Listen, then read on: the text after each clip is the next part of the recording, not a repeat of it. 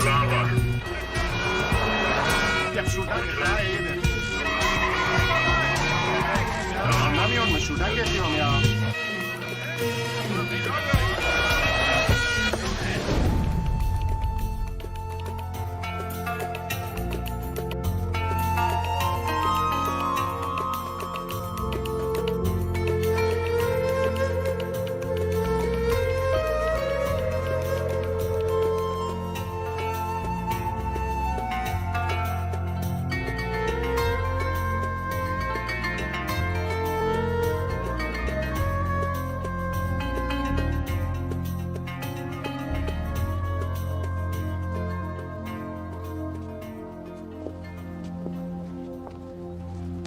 A beautiful belly dancer receives a fax. Live not on evil, madame, it says. Live not on evil. The next day, she's found on the floor of this very nightclub, a bullet through her heart.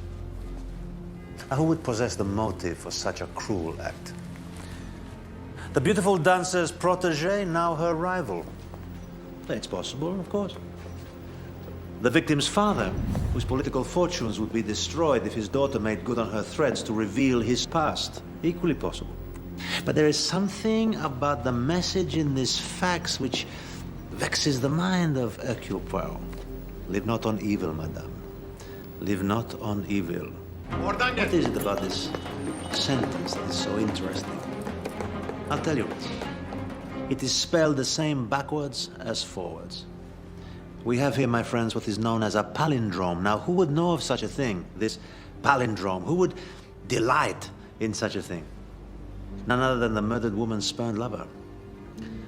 None other than the man she threatened to expose to the police as the arms dealer he is. None other than the world-renowned linguistic scholar Dr. Turgut Baxter. İşte yakaladım. Dur direkt, dur. Dur burada, dur. Sesini çıkartma. Thank you. My dear Vera, you are most welcome. But you must try and keep better company. Oh, I couldn't possibly, Hercule. That would be boring. It's a long way from London to Istanbul. If you insist on filling your nightclub with persons such as these, you can't expect me to fly down to solve every crime that takes place. No, of course not. Not all of them. Just the interesting ones.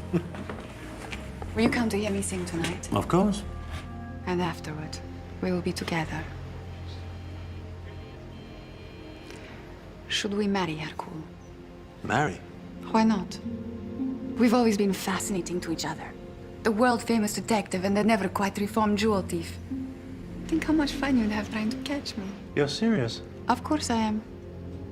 And you'll love Istanbul. The palaces, the mosque, the exquisite Istanbul, ceramics. you propose I move to Istanbul? Well, I can't leave. My business is Your here. business? This is not a business, it's a den of thieves. You can help me to clean it up.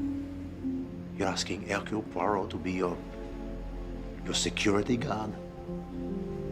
That would be a fatal error in judgment, my dear. You're arrogant. I only The met... American press said I was the greatest crime You're solver. right, Hercule. You're right. It would be a disaster for such a rare being as yourself to live such a common life. I'm sorry to suggest it.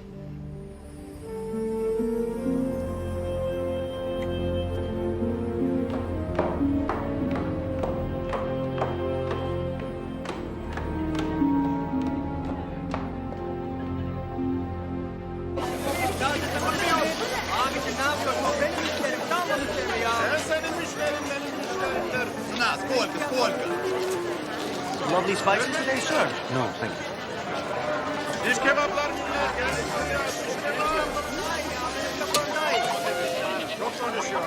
Çok konuşuyorum. Listen, I think 2 days from now, we're not going to feel the same way. Suddenly, I don't want to everything talk about it now. When it's over and behind us, then...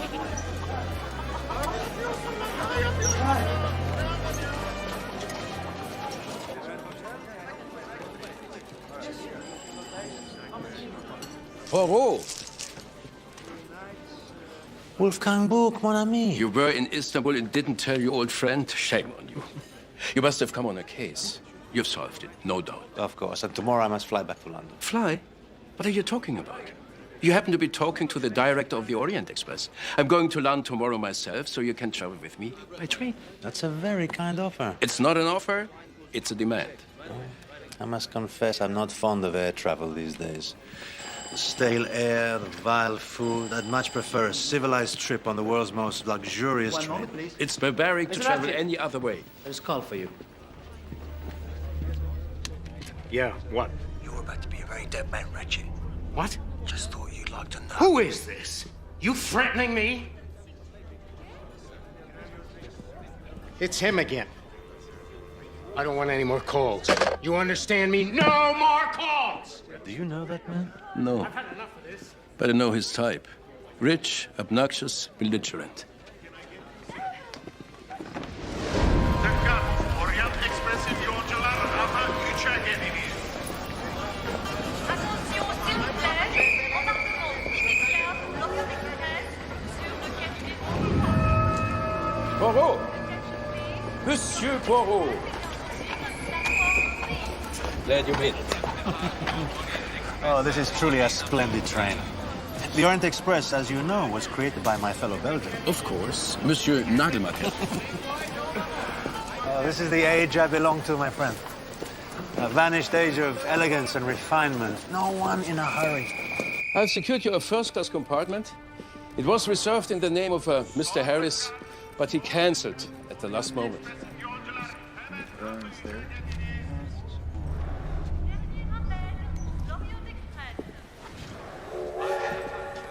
Here's your compartment, monsieur.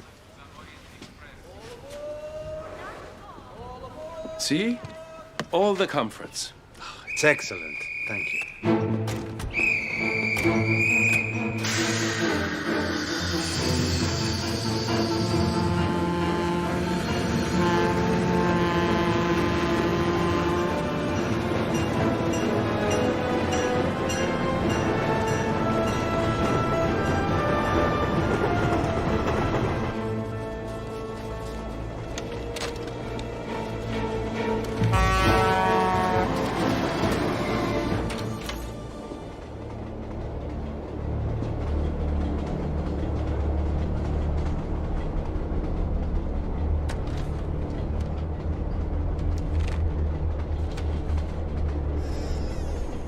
It was a disgrace. More than a disgrace, a tragedy. The Orient Express. The most magnificent train the world had ever seen, completely forgotten. Its cars lying in scrap heaps all over Europe, rotting and rusting like old washing machines. But now, the Orient Express is resurrected. Young man, I cannot eat this salad. Madam? There are pine nuts on it. I am allergic to nuts of every kind. Take it away. Please, take it away. She's the widow of Generalissimo Alvarado, South American dictator. Poirot. Oh, forgive me. My mind was temporarily elsewhere. It's a woman, isn't it? Regrettably, yes. We are such opposites, Vera and I. She's flamboyant and beautiful. I'm reserved and homely. She's a thief. I'm a detective. The only thing we have in common is our refusal to let the other rule our life, but I can't stop her ruling my thoughts. I must confess, I never expected to see the great Hercule Poirot suffering such a common malady as love. Ah, look at this. Mary, look at mussels, crabs. Gina, thank you. My pleasure, madam. Strange they're not sitting together. Who? The young woman and the American road warrior back there. I overheard them talking in the market. They seem very intimate. The mind of Poirot never rests. But, my friend, there is no crime. Oh, never think that. But, for the moment, the mind of Hercule Poirot turns to dinner. Allora, starò da lei 2 giorni.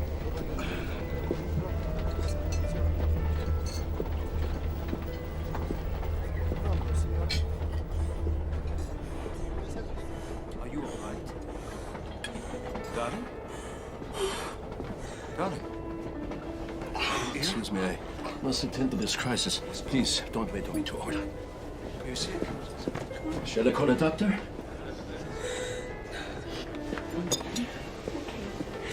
Just want to go to the compartment. I'm so sorry. La linea se ne sta andando. Oh, ancora lei? I spoke to the doctor. He has no idea as to who or how this No, no. It's quite an adventure, isn't it? The Orient Express. If my daughter were here, this is the kind of thing she'd just love. Pronto. Pronto. Oh, this phone never gets sick. Hello, can you hear me? Hello?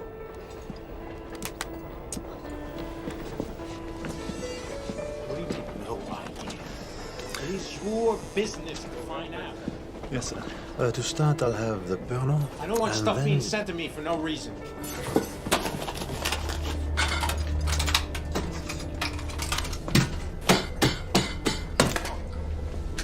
Hey. In the problem. Sir? Steak au poivre.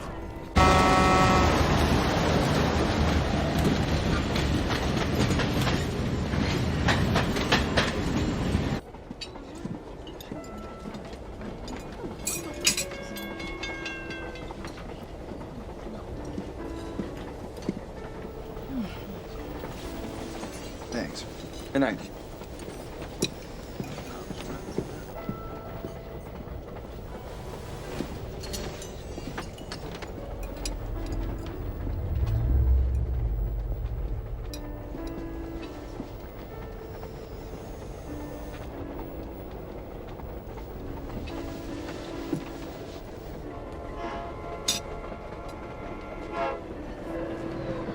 Can I take that from you, sir?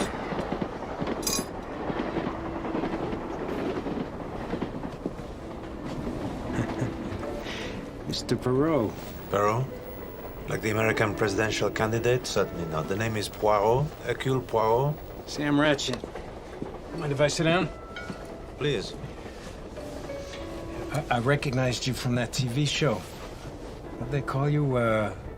Don't tell me. Super Detective. Sleuth Supreme. Oh, yeah, Sleuth Supreme. And what do you do, Mr. Ratchet? I do whatever pleases me. Actually, I'm in antiquities. What sort of antiquities? Ancient urns, fresco, statues. You are a connoisseur of classical art.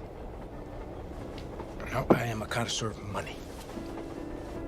I really like the old stuff, though. It holds its value, and they ain't making any more of it, you know what I mean?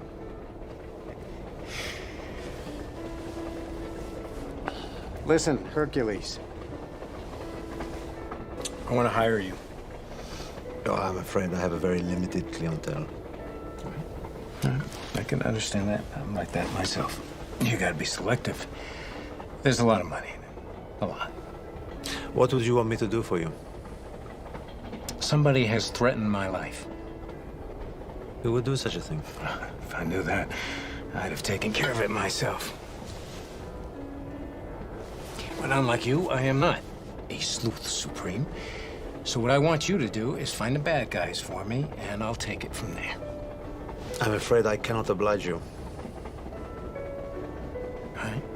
$200,000. Tax-free. Thank you, Mr. Ratchet, but I have made up my mind. That's a lot of money to turn down. I've been very fortunate in my career, Mr. Ratchet, as you have in yours.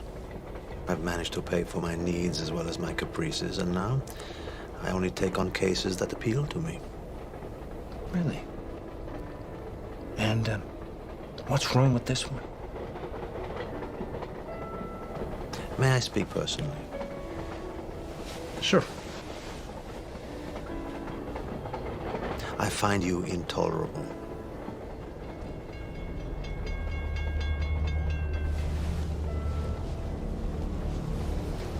Goodbye.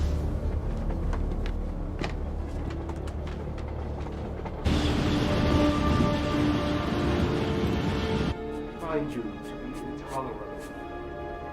That pompous French fraud, I think he's Belgian. What? Poirot, it's not from France, it's from Belgium.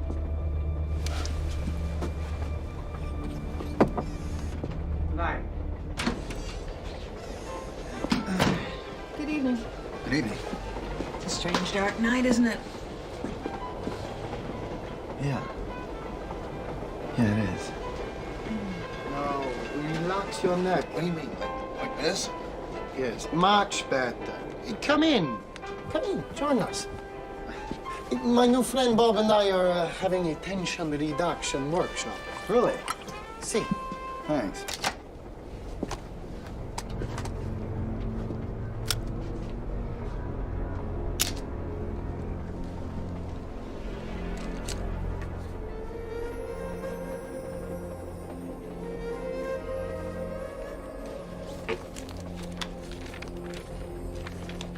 You Americans never give yourself credit for all the things you have that are new. Now, if you would only... Excuse me, but I'm in the next door compartment and your conversation's going to make it difficult for me to sleep. Sorry about that. Please, come in. Please. Have a drink. Join us. Thank you. Vera, you would look ravishing in this. But then you look ravishing in anything.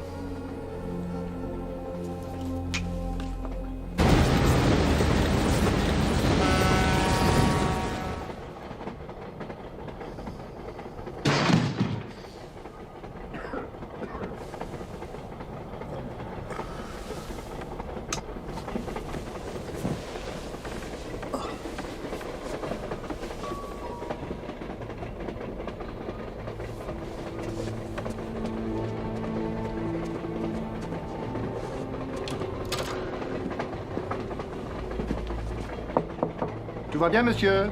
Je n'ai rien. Je me suis trompé. Très bien, monsieur.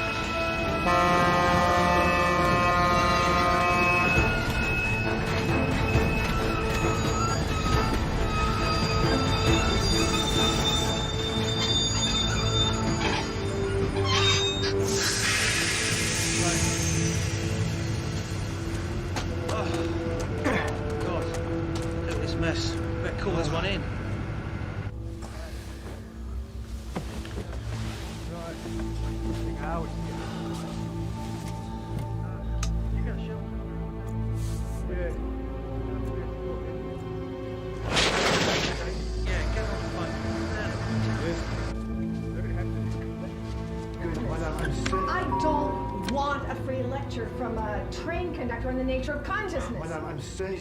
I know when I'm dreaming and when I'm not. I saw someone, so you gotta do something about Very it. good, madame. I'll search the train immediately.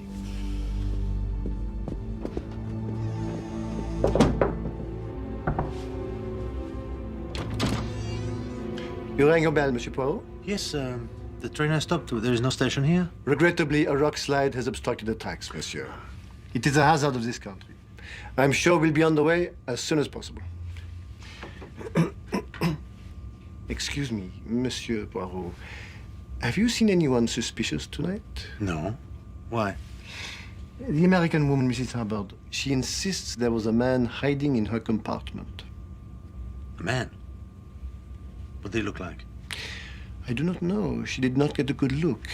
It was dark. As soon as she spotted him, he flew out the door. Myself, I think she was dreaming. I think she likes the idea of a man hiding in her compartment.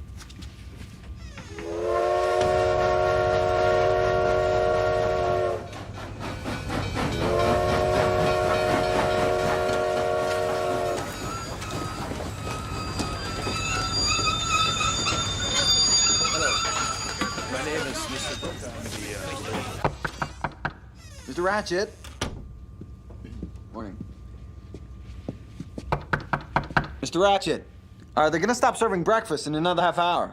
We're stranded in the middle of nowhere because of a landslide. I just can't sit here. I am expected in Milan on Tuesday. And I can't even get a signal on my phone. Plus, there was a man in my room last night, and nobody Please, seems everybody, to care. calm down. What's Mrs. Hubbard, Signora Alvarado, Mr. Foscarelli. We have the person of the computer tracks. It will just take time. You don't seem terribly upset about a little crisis, Mr. Poirot, isn't it? Assuredly. And you are? Mary Debenham. Miss Debenham, I'm never in a hurry, and when the world slows down to my pace, I find it very agreeable. Monsieur Book! Monsieur Book. What is it, Pierre? You'd better come. At once. Will you excuse me, Miss Debenham? I have a fatal curiosity.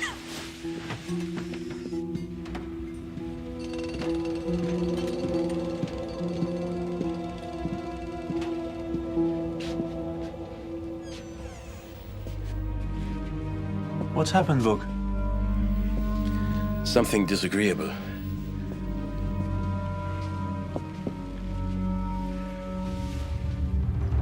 Yes. Very disagreeable indeed.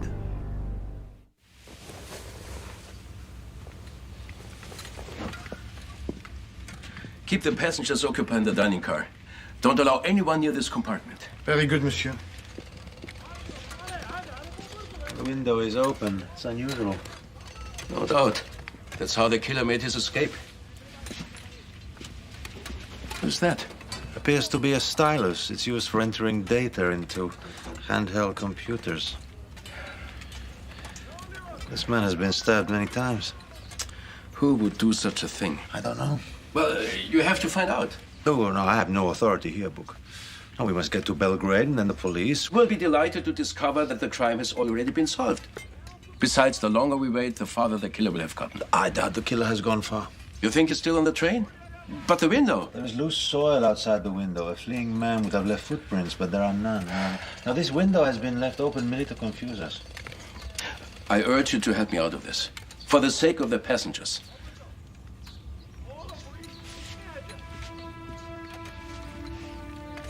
Very well, I accept the case.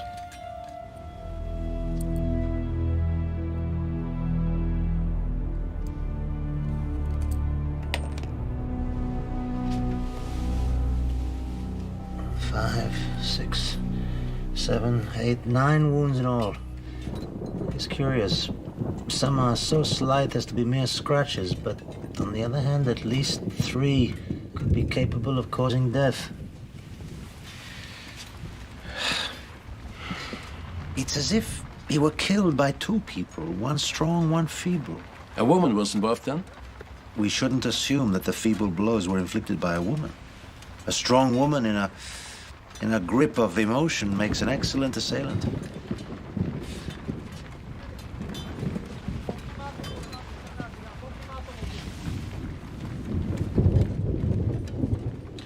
Well, we can't complain that there are no clues in this case.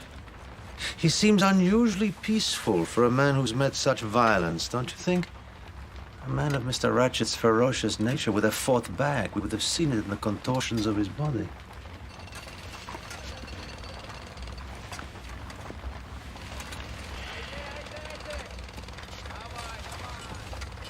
Here is his pistol. Fully loaded.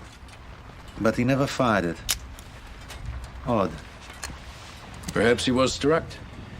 You may be right. How else to explain this unnatural repose?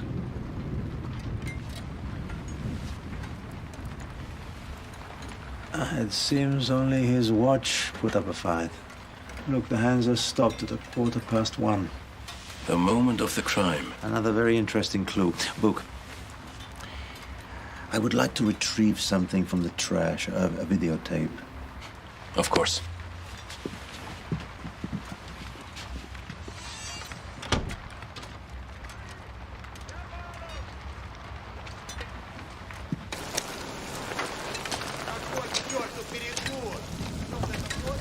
Mr. McQueen, are you all right?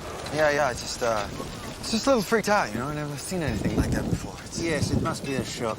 You are under no obligation to answer any of my questions. Perhaps it doesn't matter to you who killed Mr. Ratchet. No. I'd be interested to know what finally got to him. Finally? Did he have enemies? Well, he seemed to. You're getting these threatening phone calls. Threatening? In what way? Well, as in, you're gonna die, Ratchet, or your time's up, Ratchet. It was stuff like that. It was a man's voice. They all came to the hotel in Istanbul in the last week or so. In fact, the last one came just the other night. Yesterday, I saw Mr. Ratchet smash up a videotape. What was on it? Dunno. Someone left it for him at the door of his room. I guess he watched about 5 minutes of it, and it went ballistic.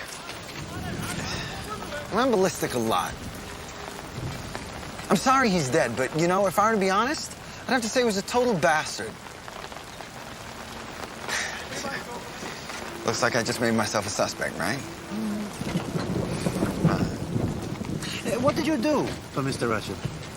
Well, I guess he hired me as a kind of consultant.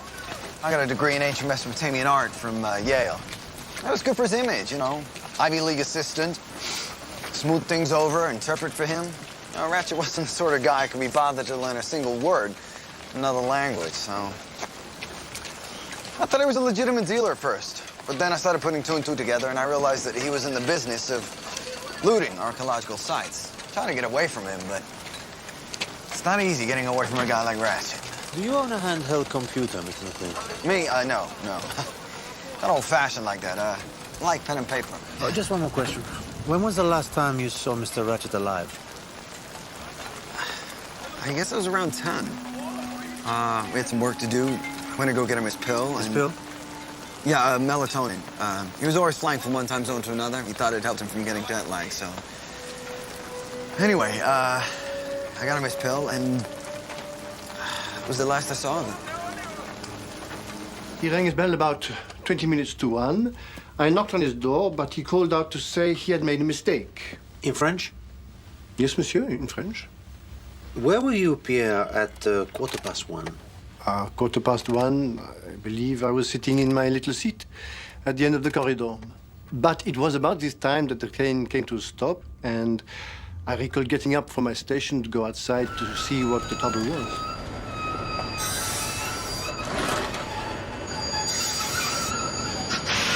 Other than that, you were in the corridor all night? Except for perhaps 45 minutes later when Monsieur Bouc called me to discuss what to tell the passengers about the stoppage. This is true. Did you see anyone in the corridor in the early hours of the morning? Well, there was a kind of a party going on in Monsieur Foscarelli's room until quite late. The young English lady was there and the two American gentlemen. It ended about 2:30, I think. And where did they go? To their own compartments. I didn't see anyone else in the corridor after that. Thank you, Pierre. That'll be all for now. May I get you something? No, thank you. Well, my friend, in our quest for the truth, we will test the limits of technology.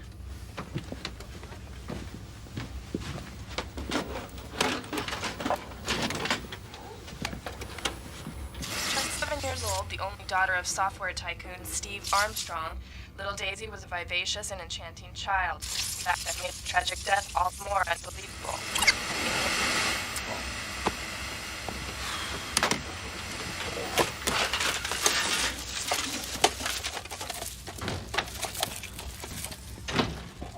You guys are just like the airline.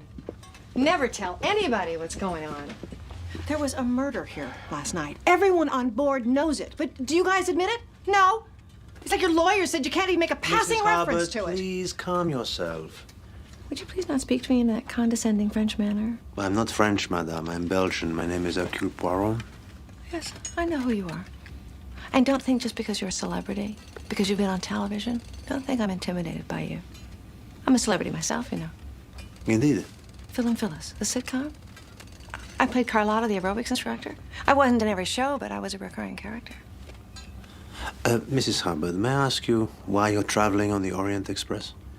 Well, I'd come to Turkey to do a miniseries, Samson and Delilah. But you know how these things go. The director got kidney stones, and then he was replaced by some hack who decides that the evil high priestess should instead be the evil high priest. And who did they decide to play the new evil high priest? The producer's boyfriend, no less. You know, never mind that he's never set foot in front of a camera before. So who gets off the plane to find that a part's been cut? Anyway, I thought I'd go home on the Orient Express. I thought I'd at least travel like a movie star. Do you think the man in the compartment was the murderer? Oh, this man in your compartment, what did he look like? I don't know. I mean, I was so scared I just lay in my bed with my eyes squeezed shut. I could hear him moving around, though.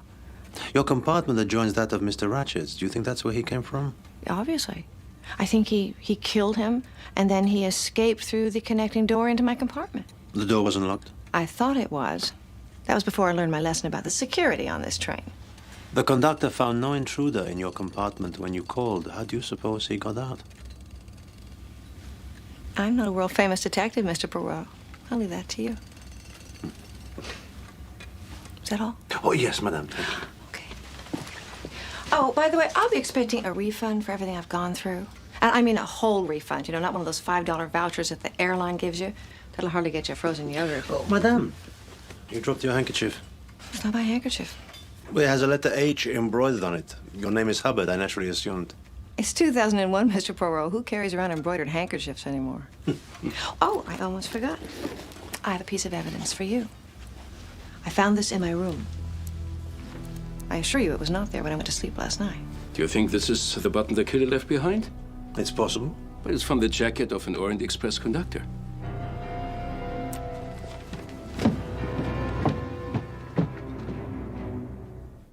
See? I have lost no button. None of my buttons are missing. Neither are the buttons of the other conductors. But you were the only one who was in Mrs. Hubbard's compartment last night. Are you accusing me of this crime? I am innocent. Absolutely innocent. Do not imagine that I killed this man. Why would I kill a man I'd never even seen before? Please, monsieur. Console yourself, Pierre. No one is accusing you. Now, please, go back to the coach and ask Mr. Arbuthnot if he would be so kind as to meet me in the bar. Very good, monsieur. Pierre is a good man, but nervous. This job is all he has. No family? His wife died some years ago. He had a daughter, but she is dead as well. Suicide, they say. How unfortunate. Why did I take the Orient Express? It's the most famous train in the world. I can afford it, so why shouldn't I? You are in Istanbul. May I ask why? You may. Don't know why I should answer. I mean, what's the controlling legal authority here exactly? Well, there is none.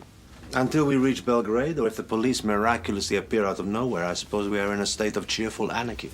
And so you've elected yourself sheriff. Well, I still don't see any reason why I should cooperate. Well, I'll give you two reasons.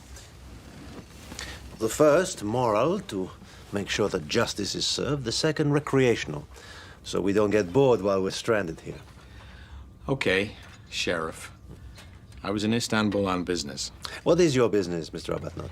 Well, I'm the founder and CEO of Digisaurus. Ah, Digisaurus, the software company. Didn't you just send up your own communication satellite? Yeah, it's been up for over a year. There's no place in the world I can't dial up from. Do you use a handheld computer?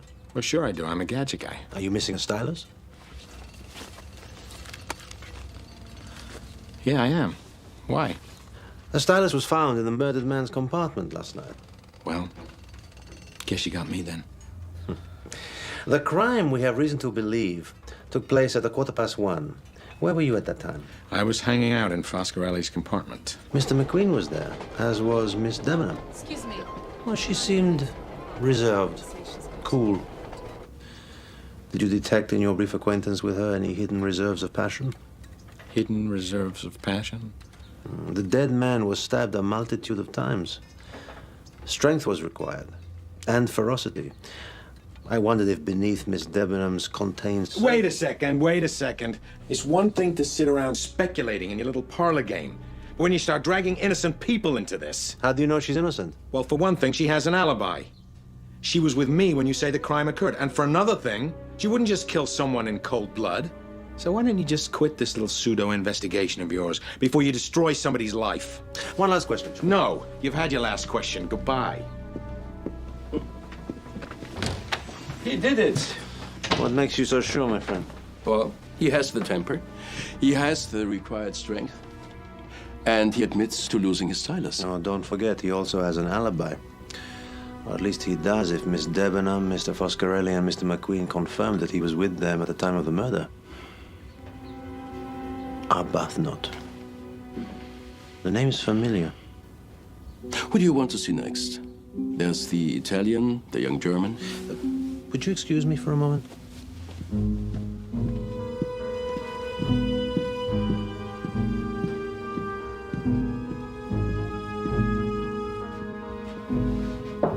Come in. Mr. Arbuthnot. Didn't you hear what I just said? I'm not going to participate in your little interrogation fantasy. Yes, you made yourself very clear. So, what do you want? I was wondering if I could borrow your laptop. Why? To use in my investigation. Well, use your own. I'm afraid I don't possess one. And that's supposed to be my fault?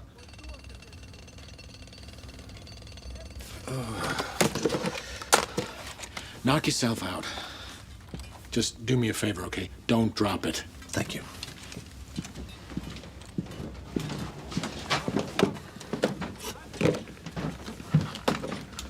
I thought you despised computers.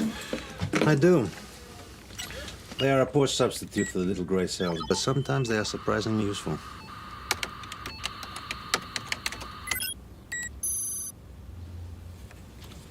Of course. How could I have forgotten? Welcome. Steve Armstrong and Arbuthnot were roommates in college together, where they created Cheetah, the famous operating system. They remained friends after that, even when their careers diverged. Arbuthnot founded Digisaurus, and Steve Armstrong created Whizbang.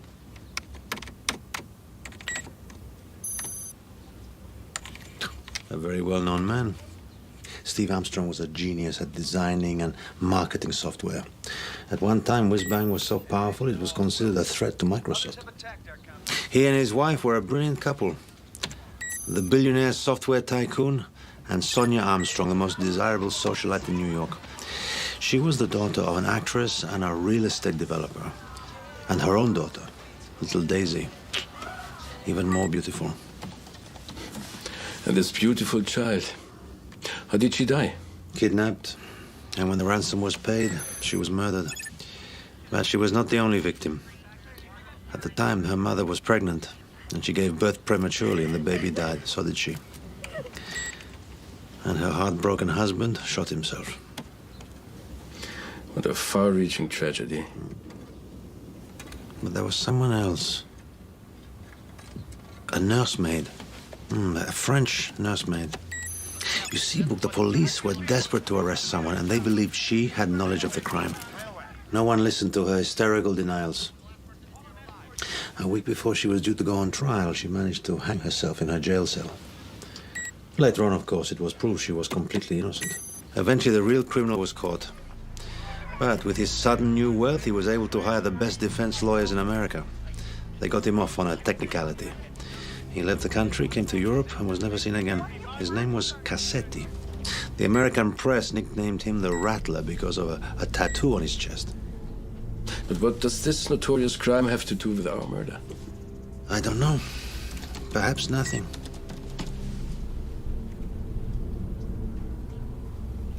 Come with me.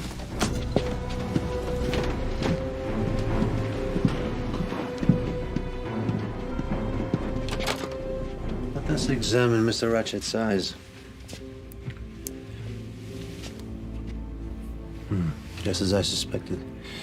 There is scarring on both corneas, very symmetrical. Traces of laser surgery to correct nearsightedness. But this man Cassetti had a tattoo of a snake on his chest. Mr. Ratchet has no such tattoo. But he has a scar in the same place. Such a scar as you might find when a tattoo has been surgically removed. This is not Samuel Ratchet. This is the murderer, Cassetti. This, my friend, is the very face of evil.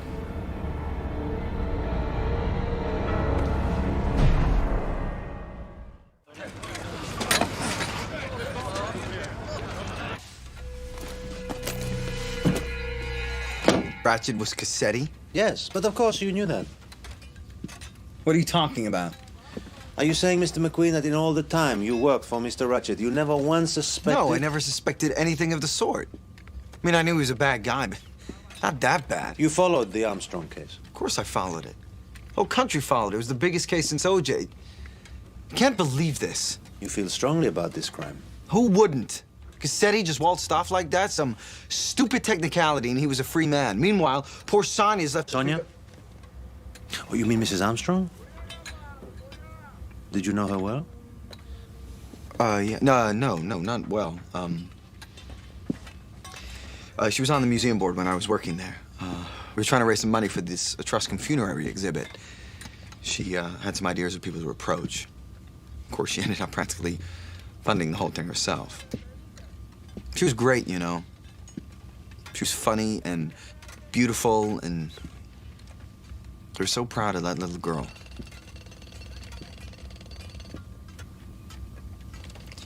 I can't believe I ended up working for this guy who killed her. Did you find out? Oh, the videotape was the first hint. Videotape? You mean... No, but I thought that it...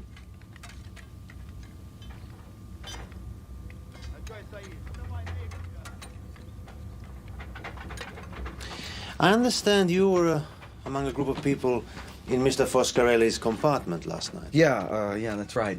We were up late drinking scotch, arguing about whether or not American culture had corrupted the world. And what time did this gathering come to an end? About 2:30. Did you leave the compartment at any time before that? Yeah, well, sometime in there, I got up to go to my own compartment and use the facilities. About what time? This is very important. Well, I don't know exactly. I guess it was a little after 1. The train had already stopped. Did you see anybody in the corridor at that time? I don't think so. Did you see Pierre Michel in his station at the end of the corridor? I'm not sure. But, you know, come to think of it, there was this other conductor guy who passed me in the corridor. He was kind of short, balding, small beady eyes. Beady eyes? Yeah. Look, just for the record, I didn't kill him. Maybe I wish I had, though.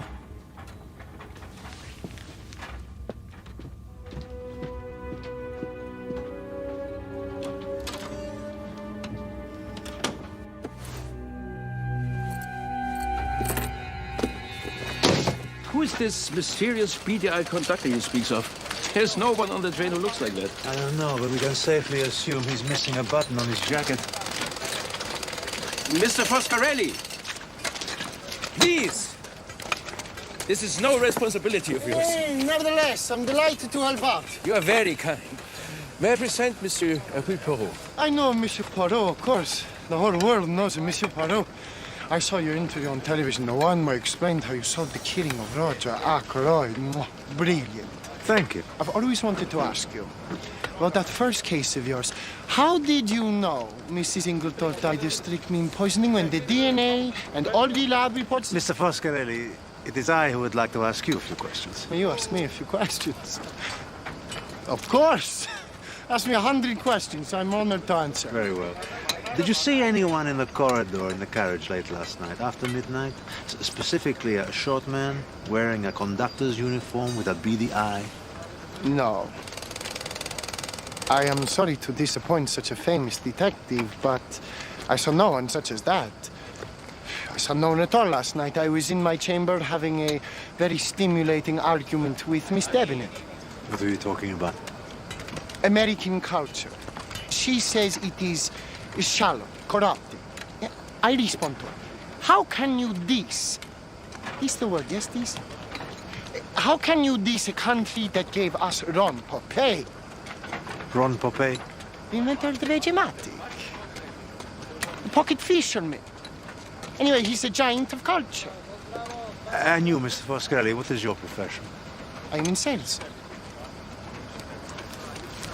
That is my product. The Abliminator. 15 minutes a day for 2 months, and you, Mr. Poirot, could have a stomach like Brad Pitt in Fight Club. Are you aware of the Armstrong family kidnapping case? Yes, of course. Very tragic. I was in America at the time. Corporate sales had hit in Disney World when it happened. Did you know any of the members of the family? Me, no. I'm not in such a league. I watched on television like everybody else. Unfortunate people. They were both in good shape, though. They knew how to take care of themselves. Thank you very much. That's all. You may ask me more questions. Just ask. It would be my honor.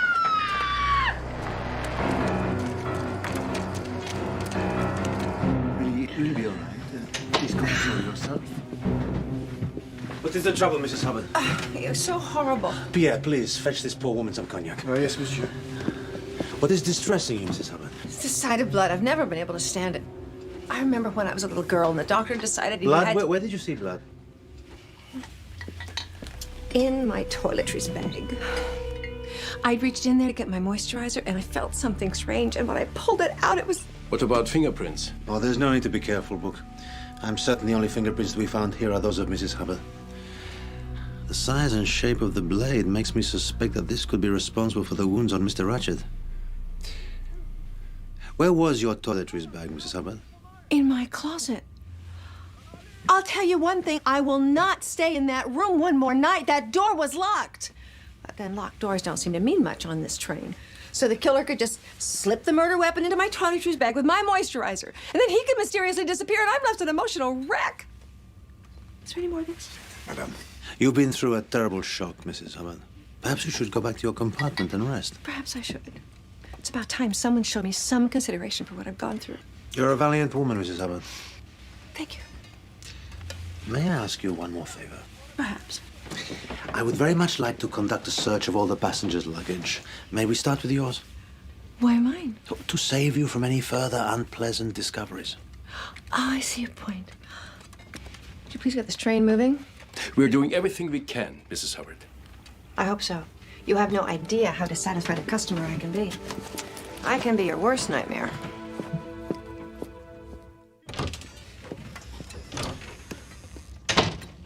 Senor Poirot, I understand you wish to see me. Senor Alvarado, I am devastated to have to disturb you. Please, please, don't apologize. A crime has been committed, and the criminal must be discovered and dealt with. I learned from my husband one cannot let such matters linger. Yes, I recall your husband was known for his swift and certain justice. No, he was not a dictator, you know. But he was a patriot who understood that a country such as ours needed a strong hand. And he was right. Ever since his assassination, the place is in chaos, with all those pathetic rebel leaders calling each other El Tigre and Comandante so-and-so, and killing each other, left and right. I am sorry to hear of your country's misfortunes. Thank you. I am glad to see you are a man of sensitivity and refinement. This is outrageous. Please do something, Philippe. You won't find anything, you know. I'm sure I won't, monsieur. It's fragile. Don't worry, madame. I'm tired of this train. Shall we get some fresh air? I am too. Let's go. Well, perhaps we could start with, what is your current city of residence? Paris, during the season, and New York. And what was the reason for you being in Istanbul? Carpets. I am furnishing a small house on the Amalfi Coast, and I'm in desperate need of floor coverings. Do you know anything about Turkish carpets, Signor Poirot? I don't consider myself an authority. One could study a lifetime and not be an authority. The patterns, the dyes, the threads. And are you traveling all the way home on the Orient Express? Only as far as Venice. Then I am to travel to Milan for my good friend Donatella Versace's spring collection. But with this delays, looks like I will miss it. So many of my good friends will be there, not just Donatella, but Elton John as well, who is flying in from London just to see me. And Yevgeny Dragomirov. The Russian ballet dancer. Yes, oh, Yevgeny is my very good friend. Oh, we both know what it's like to live in exile. Signora Alvarado, could you, if you would be so kind, give me a brief account of your movements last night from dinner onwards? I moved not at all. I went straight to bed and stayed in my compartment. Forgive my indelicacy, but is there anyone who can confirm this fact? You want to know if I have an alibi to convince you that I was not the killer? No? Oh, I would never... Wait a minute. There was somebody. Now I remember. I wake up in the middle of the night. My throat was dry. I rang the bell in my room to ask the conductor for a bottle of mineral water. What time was this? Oh, around 1:20. And the conductor answered the bell? Yes, but he never brought me the water. He just walked right by. I had to drink ordinary water from the tap. And what did this man look like? I recall him as small and dark-haired. Indeed.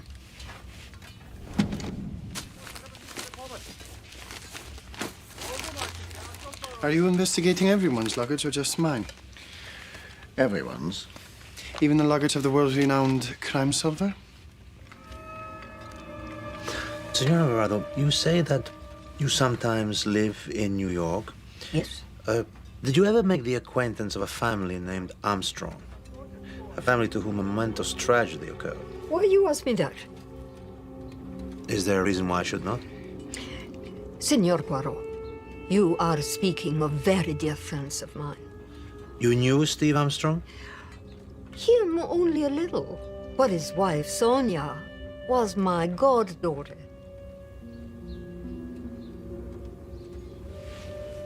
Sonia's mother, Linda Arden, oh, she was a gifted stage actress. You must have heard of her. Oh, she was a dear friend of mine. This Linda Arden, is she dead? No, but her health is very delicate. She lives in complete retirement. Sonia is the only daughter? I believe there was another daughter, much younger. Her name was Ellen or Helena, something like that. I believe she lived in England. But you have not answered my questions, Signor Poirot. What do the poor Armstrongs have to do with anything that happened on this train? Senor, the man who was murdered on the train last night was also responsible for the kidnapping and murder of Daisy Armstrong. Oh, Madre Dia. I can't believe it. Is it true? Yes, it's true. Oh. Well, I'm glad somebody killed him. I'm only sorry for one thing. What is that one thing? That it was not me who did it.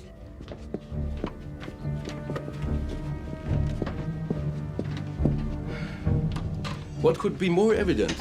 She knew the Armstrongs. She was Sonia's godmother. She's the widow of a despot famous for killing his enemies. She killed Ratchet. But she has the wrong initials, Nina Alvarado, N or A, not H. So it could not have been she dropping the handkerchief. Nor she who dealt the killing blow. She's an elderly lady. She has more strength in her will than in her arm. Philip and Helena von Strauss. They seem to have some connection with Monegasque royalty. There's a grease spot at the beginning of her name. What is the significance of a spot of grease? Oh, probably nothing. I just can't help observing such things. Come with me, Book.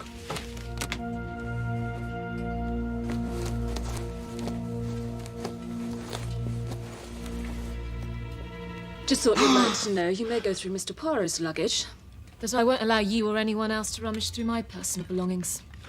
This has all gone quite far enough. Please, we all must cooperate. Must we? Why? Because Monsieur Poirot requested, and he is in charge of the case.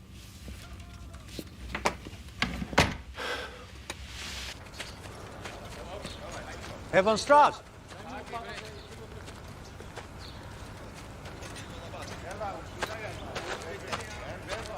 Herr von Strauss, good afternoon. I'm Hercule Poirot. Yeah, no. I'm glad to see your wife is feeling better. Yeah, she's almost back to her old self. Elena's very young. The horrible murder on the train last night really affected her. I don't want her to be further upset by your questions. But as for me, I'm happy to help you in any way possible. Very well. What were you and your wife doing in Turkey? Sightseeing, of course. Elena and I travel a great deal. Adventure travel. We live in Monaco, which, as you know, is a very small country in which one can become easily bored. Next month, we're going rafting in Borneo, and in spring, we begin training for an Everest expedition. That's very impressive. Have you by any chance ever heard of the Armstrong kidnapping case? I've heard about it, yeah. The man who was killed on the train last night was responsible for that very crime. Incredible. I would very much like to know the activities of you and your wife last night. Activities? There were none. We went to bed early and slept through the night. What was it that upset your wife so much after dinner? Who knows? Women can be inexplicably frail. That's true enough. But one doesn't expect such frailty from someone who is planning to climb to the top of Mount Everest. Perhaps it was merely the excitement of travel. But you said she travels a great deal. As I said, you really don't need to talk to her. I've told you everything. Though it's merely a formality. Please.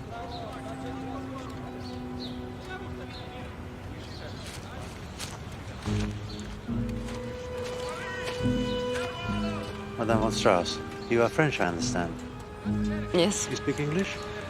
Well, of course I do. You heard of the terrible tragedy on the train last night? Yes, it was shocking. Awful. You saw or heard nothing? Oh, no, I was asleep in my compartment all night with my husband. May I ask you, do you know anything of the Armstrong kidnapping case? Yes, I think it was a famous crime in America, no? I think the whole family was destroyed by it. It was indeed.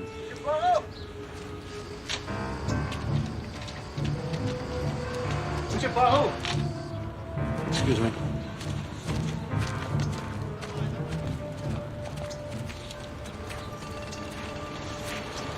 What did he want?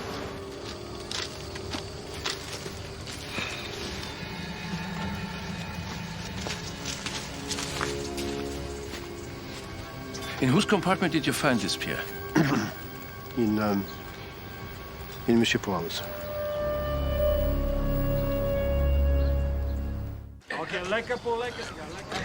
The case is solved.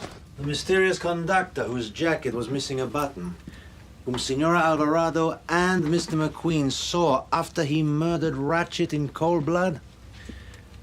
It was I.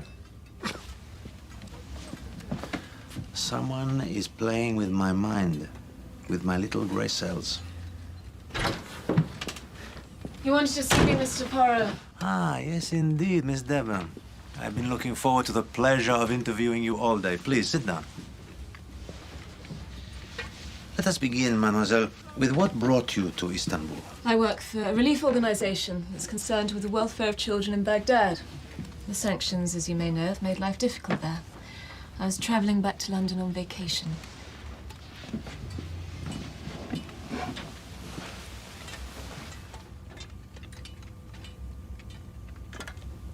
The Orient Express is an expensive way for a young relief worker to travel. You disapprove? Not at all.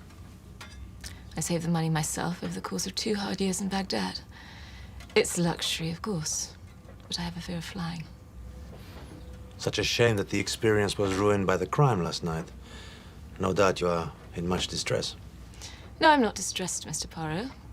To judge by the gossip I've heard today, the world is a rather better place without this Mr. Ratchet in it. I congratulate you on your practical attitude to the emotional subject of murder. I have feelings, Mr. Poirot. Pardon me if I do not find it necessary to demonstrate them for your convenience. You are contemptuous of me. Not at all. Have you ever lived in the United States? No. Visited there? No, I never cared to. I find it to be a coarse and shallow place. Oh. But no doubt you've heard of the Armstrong kidnapping affair. What did you think of that? It was abominable, of course. Was it? Did I throw myself weeping onto the floor about it? I feel sorry for the Armstrongs, of course, but I didn't know them. Dreadful things happen every day. One can't grieve for every single unfortunate occurrence in the world. Did you see anyone in the corridor last night after midnight? I don't recall. Perhaps a small man with dark hair, wearing a conductor's uniform? No. Are we quite through? Are you in a hurry? I just don't like my time to be wasted. If there's something that you need to ask, why don't you? Why don't you just ask, for instance, did I kill Mr. Ratchet? Did you kill Mr. Ratchet? No. But you obviously think I did. So perhaps I should contact my attorney at the first possible opportunity. Very well, Miss Debenham. We will no longer practice the mincing of words. We will be direct. How well do you know Mr. Arbuthnot? Not well at all. I think you are lying. I think you know Mr. Arbuthnot quite well indeed. What did you mean when you said to him in Istanbul, I don't want to talk about it now? When it is all over. Put it all behind us. Do you think I meant murder? Did you? Have you noticed you have lost a handkerchief? One with the letter H embroidered on it? Cannot have escaped your powers of detection, Mr. Poirot, that neither Mary nor Debenham begin with an H. Yes, but your middle name, Hermione, does. Tell me, what were you and Mr. Arbuthnot doing in Mr. Ratchett's compartment when he happened to drop his stylus and you happened to drop your handkerchief? It is not my handkerchief. I ask you again, what is it that needs to be all over? That needs to be put behind you? What? I have nothing more to say. It doesn't matter, Miss Debenham. I will find out the truth. You were very angry with her. Anger? No, I feel no anger, Book. It is merely that to break through a hard surface sometimes requires a strong blow. So you believe that she's the murderer? That she and Arbuthnot conspired to murder Ratchett? No, that's too easy. Remember, they both have alibis for the night of the crime. They were in the compartment with Mr. Foscarelli. But somewhere behind this business, I am convinced, there is a cool and resourceful brain, and Miss Debenham answers to that description.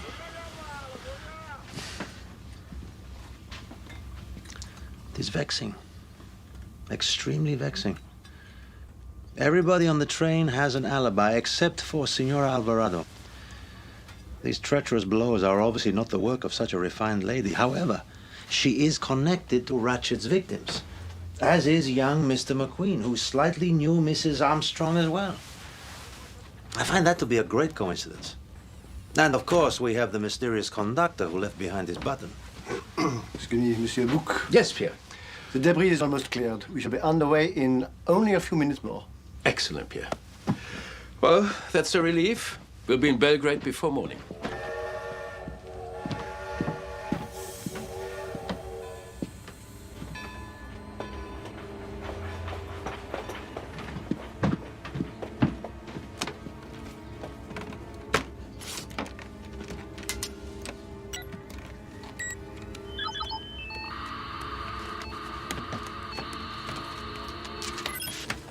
Welcome to Digisaurus.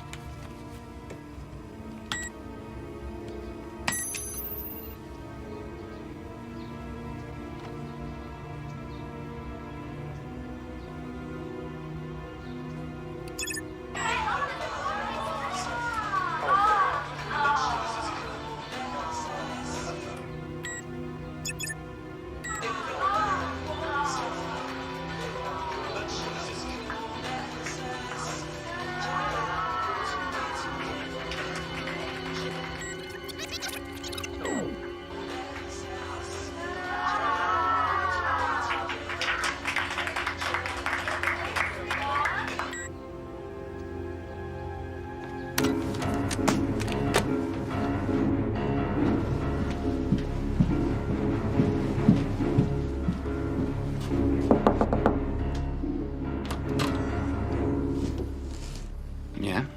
I must speak to your wife. Elena is asleep at the moment, perhaps later. I don't want to speak to Eleanor, Herr von Strauss. I want to speak to Helena.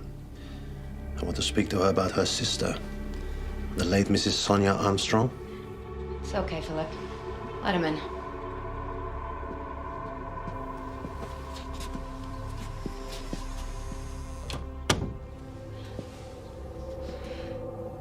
So you're right, Mr. Poirot.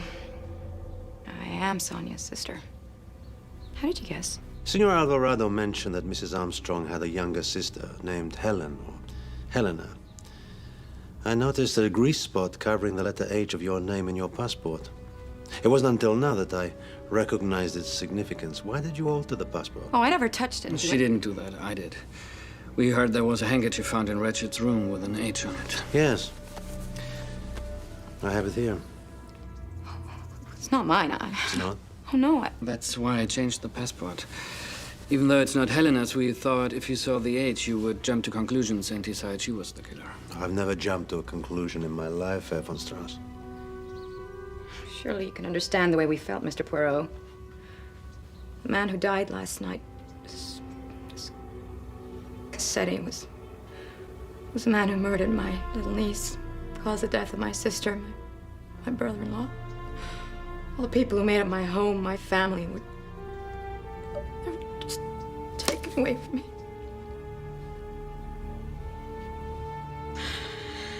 So of course you'd suspect me of killing him. You didn't? No, I did not. I never touched him. It's true, I swear it.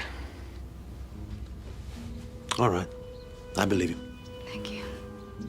One thing, mademoiselle. As part of the Armstrong family, who were the other members of the household? Well, the usual, a cook, a gardener. Steve had a personal trainer. He was really into fitness. Was there a tutor? Someone to supervise little Daisy? Yeah. There was this big red-haired woman. Scottish, I think, no? Young or old? Oh, old, very old. Well, at least it seemed that way to me. Her name? Miss Lassiter. Miss Lassiter. Yes. Thank you for your candor, Madame von Strauss. Sure, anytime. Hey, Poirot! How dare you speak to Mary that way? Accusing her of murder? I'll tell you one thing, Poirot. You may not have any authority on this train, but you got a hell of a lot of nerve. Monsieur, control your emotions. Gentlemen, there's no cause for violence, please. Yeah, there is no cause for this guy wandering around making wild accusations. I will not put up with you ruining Mary's good name. You got a crime on your hands? Fine. Good for you. Either solve it or shut up about it, because I, for one, I'm tired of your little game. Very well, monsieur. I will solve this case. Book, be so kind as to ask all the passengers to gather in the bar car.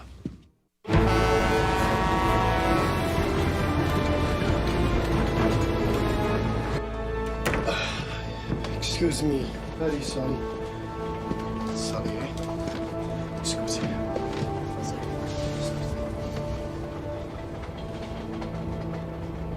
Samuel Ratchet.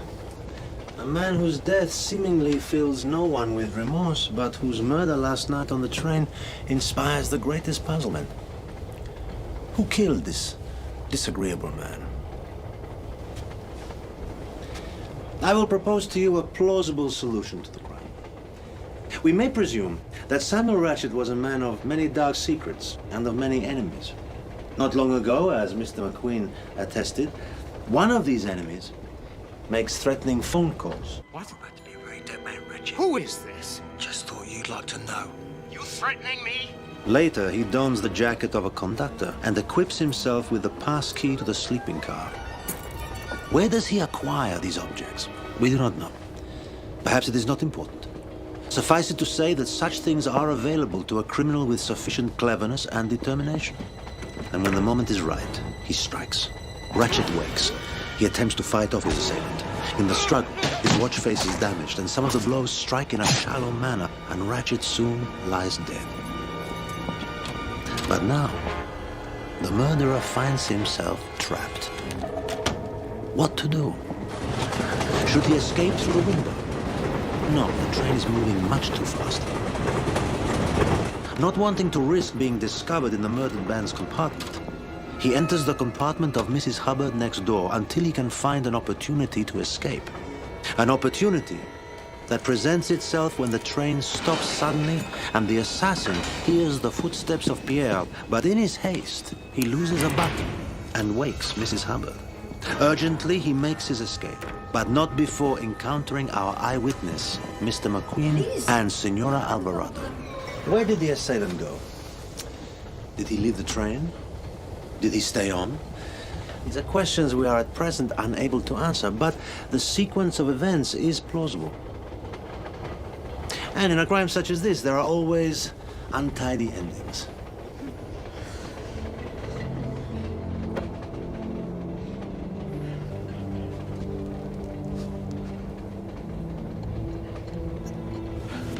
Amazing. Excellent work, Mr. Poirot. Listen, I'm sorry I got so hot back there. Not at all. Look, I think I speak for all of us when I say that, well, we're just in awe of your abilities. Incredible. Thanks a lot. Thank you. Mr. Arbuthnot, there is one other scenario. Perhaps not as believable at first glance, perhaps too fanciful to be accepted. Would you like to hear it? Well, sure. I guess. Good. Please resume your seat.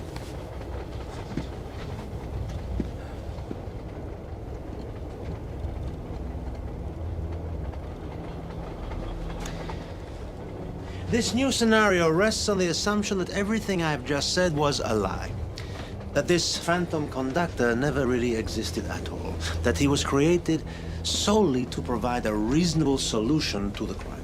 But what other solution makes as much sense? I will not tell you, my friend, and you and the others will judge. As I said, certain questions have yet to be answered, but I am struck by the fact that several passengers on this train seemingly had close relationships with the Armstrong family. Not just Mr. Arbuthnot, who was Mr. Armstrong's college friend and business partner. Not just Mr. McQueen, who knew the late Mrs. Armstrong and thought highly of her. Not just Helena von Strauss, who was the sister of the late Mrs. Armstrong, but also Signora Alvarado, who was her godmother. Signora, perhaps now would be a convenient time for me to return to you your handkerchief.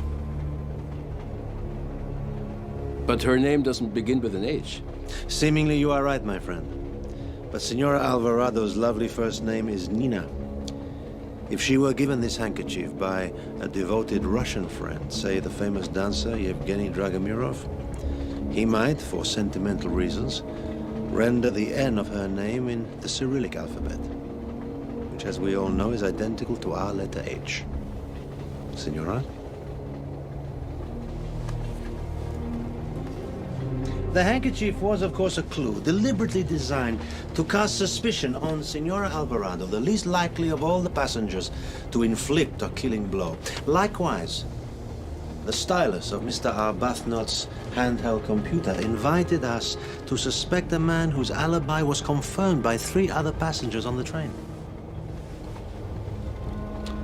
Let us now turn to the threatening phone calls mentioned by Mr. McQueen. They suggest that someone indeed was stalking Ratchet, and Mr. McQueen's testimony in this regard will prove very useful in persuading the police of the existence of this non-existent conductor. But why would one give one's victim advance warning of such an act? Why not pounce upon him as the lion pounces on the gazelle? On the other hand, there is another sort of threat that makes profound sense. A threat that alerts the victim as to why he will die. That announces to him that justice will prevail.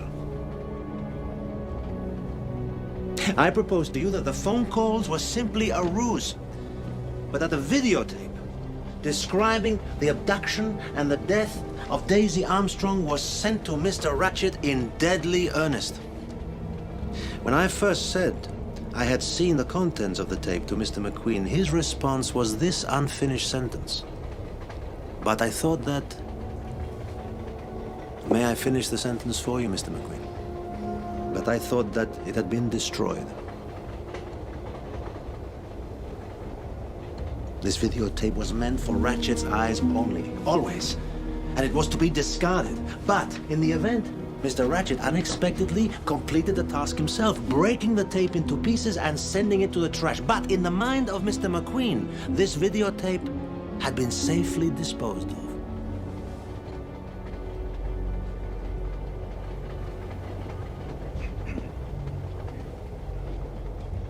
Miss Debenham, why did you say you had never been to the United States? Because I never had. Oh, but I think you have. And for so long a duration as to have acquired an unconscious familiarity with American English. Why else would you say, I am on vacation instead of I am on holiday? Why else use the word attorney instead of solicitor? And why, Miss Debenham, are you so determined to hide the fact that you were little Daisy Armstrong's tutor? That's a lie. Is it? That's not the impression I received from Madame von Strauss. Oh, no, I only said our tutor was an old red-haired woman. Strikingly opposite from the young, dark-haired Miss Debenham. And the name Lassiter. How interesting. Lassiter and Debenham. A well-known American department store. Your brain was searching for a name to stand in for Debenham, and naturally Lassiter is what occurred to you. So what, Mr. Poirot? What does any of this prove? Yes, you are right, Miss Debenham, in your coldly logical way. None of these details prove anything by themselves. They are small pieces of tile in a mosaic. Strands of thread in a beautiful Turkish rug. Now I will reveal to you the design. I recall my excellent friend Book telling me... I've secured you a first-class compartment. It was reserved in the name of a Mr. Harris, but he cancelled at the last moment. So instead of getting an unsuspecting businessman, they got a world-famous detective. Here's your compartment, monsieur. When I was given his compartment, the entire ingenious plan had to be rearranged for my benefit. It's excellent. And what was that plan? Oh, go to bed. Just get your melatonin. I find you to be intolerable. It fell to young Mr. McQueen to make sure that the victim was suitably compliant. I think he's Belgian. What? Poirot, he's not from France, he's from Belgium. Here's your pill. How the hell they call themselves a country? Since much trouble had been undertaken to arrange an alibi for the conspirators at 1:15, it was to the benefit of the plan for me to believe that Mr. Ratchet, at 12:10, was not dead, but alive and conscious.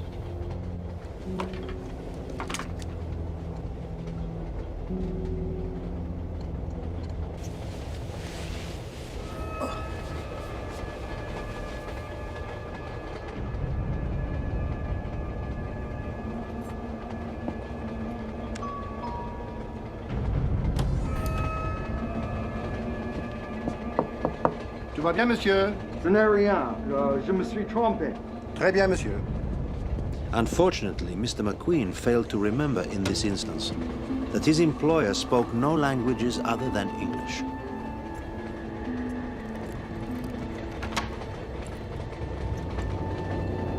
There were mistakes, assuredly, for they had to hatch their new plan quickly.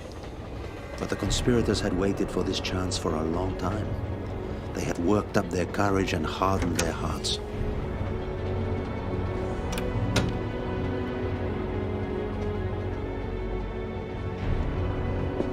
Armstrong's best friend, the man he had grown up with and grown rich and powerful with. The young man who had fallen under the spell, as so many had, of Armstrong's beautiful and kind-hearted wife.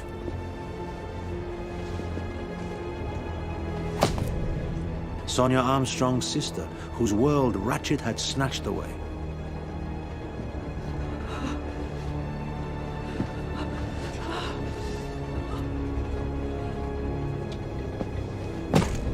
Sonia's godmother, the believer in swift and certain justice. Steve Armstrong's personal trainer made his client strong, but not strong enough to survive the cruel ordeal that Ratchet inflicted upon his family. The young tutor, who loved young Daisy Armstrong with a maternal warmth that belied her cool English demeanor. The indispensable man, who cooperated gladly because the young French maid in the Armstrong household, who killed herself in the face of false accusations, was his daughter. And finally, the consummate actress, Linda Arden. A woman so skilled she could almost mask her own shattered life. The mother of Sonia Armstrong.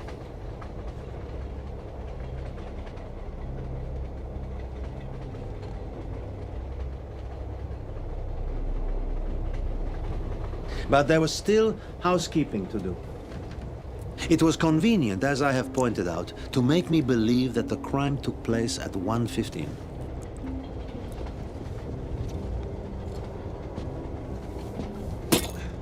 No doubt the original plan called for the murder to be discovered after the train had arrived in Belgrade, where it could be assumed that the murderer had got off. But the sudden interruption of our journey eliminated that option. And so an alternate escape venue was hastily improvised. Another of the fantasy clues that distinguishes this case.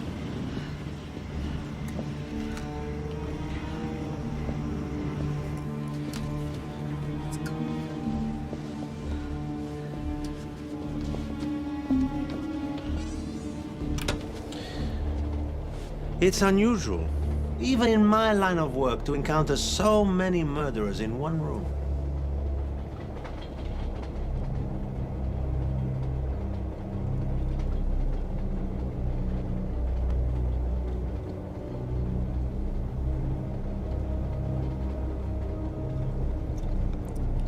Well, I suppose we'd better get our things together. We'll be in Belgrade soon. Mr. Poirot will be explaining these matters to the police. Yes, you are right, Miss Debenham. But I don't know which story to tell them. The sequence of events I have laid before you seem to me so unlikely as to be unbelievable. What do you think, Book?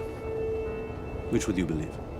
That Ratchet's death was the work of an international conspiracy of software designers, refined ladies, and fitness instructors? Or the work of a single mysterious assassin?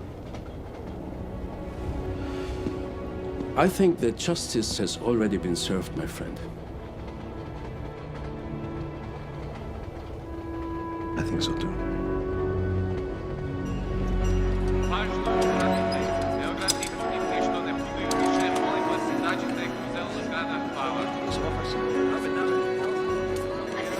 The body is going to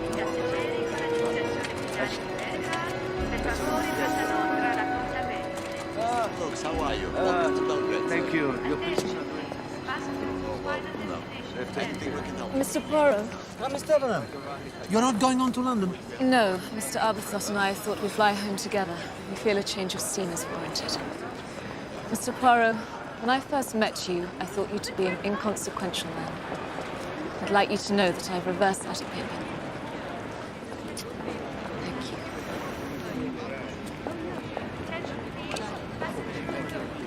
Yeah. Bye-bye. Well, there will be a hearing, of course, but the mysterious assassin theory sounds reasonable to them. Oh, it is eminently reasonable. It suffers only from the defect that it is not factual.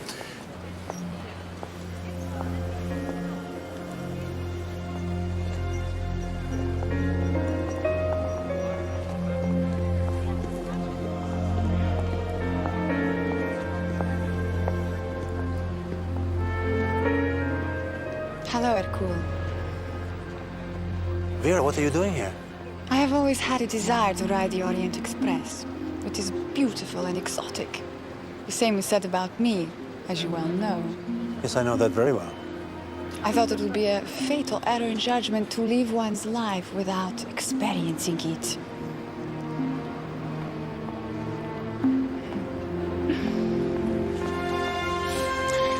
As it happens, a compartment has just become available next to mine. With a connecting door. Tony Foscarelli was recently named by Wall Street as the king of infomercials. His latest product is a device that is said to reduce cellulite by the delivery of a mild electrical shock. Pierre Michel is still happily employed by the Orient Express. William McQueen is curator of antiquities at the Arbuthnot wing of the Seattle Museum of Art. Philippe and Helena von Strauss almost successfully climbed Mount Everest. Philippe unfortunately lost 2 toes to frostbite in the attempt. Senora Alvarado is the honorary chairperson of Fashion vs. Famine, a charitable organization that aids hungry children through the sale of couture clothing. My friend Wolfgang Buch took early retirement from the Orient Express and opened up a detective agency in Istanbul. Mary Debenham and Bob Arbuthnot were married in a discreet ceremony in Seattle. Caroline Hubbard is currently appearing in a Salt Lake City dinner theater production of Agatha Christie's The Mousetrap. As for Vera Rossakoff and myself, well, discretion commands that I be silent for the moment. But perhaps in due course our further adventures will present themselves for your attention.